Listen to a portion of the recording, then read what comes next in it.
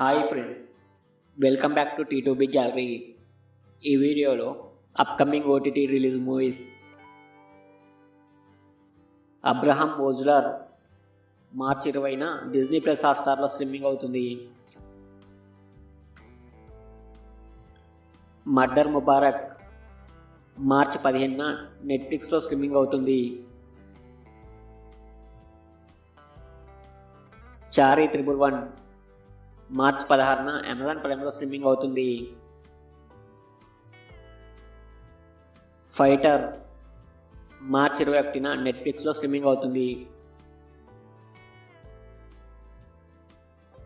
మే ఆటలు మార్చి 14న G5లో స్ట్రీమింగ్ అవుతుంది.